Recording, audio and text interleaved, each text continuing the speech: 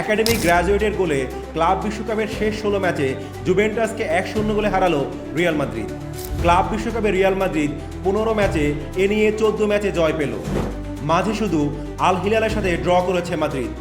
Gonzalo Garcia 54 মিনিটের সময় Trent আলেকজান্ডারের লফটেড ক্রসে ক্লোজ রেঞ্জে হেড করে গোল করেন গঞ্জালো গার্সিয়া। এই টুর্নামেন্টে এ নিয়ে 3 গোল করেন গার্সিয়া। রিয়াল মাদ্রিদ একজন ভালো গ্র্যাজুয়েট পেল, তবে এমবাপ্পে অসুস্থ না হলে গার্সিয়া হয়তো সুযোগই পেতেন না। ক্লাব বিশ্বকাপে আজ অভিষেক হয় ফ্রেঞ্চ তারকা কিলিয়ান এমবাপ্পের। দ্বিতীয়ার্ধের 68 মিনিটের সময় গার্সিয়ার বদলি খেলোয়াড় হিসেবে মাঠে নামেন এমবাপ্পে। সমর্থকরা এমবাপ্পে বলে চ্যান্ট করতে থাকেন। ম্যাচে ম্যান অফ দ্য ম্যাচ হন জুভেন্টাসের গোলকিপার মিকেল ডি গ্রেগরি।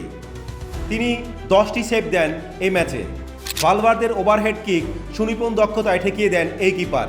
প্রথমার্ধেই জুভেন্টাসের গোল করার সুযোগ এসেছিল, কিন্তু কুলুমাউনির চিপ বারের উপর দিয়ে চলে যায়। কোয়ার্টার ফাইনালে রিয়াল মাদ্রিদ মুখোমুখি হবে বরুসিয়া ডর্টমুন্ডের। ডর্টমুন্ড গৈরাসের 2 গোলের সুবাদে 2-1 গোলে হারায় মন্টারে এফসিকে।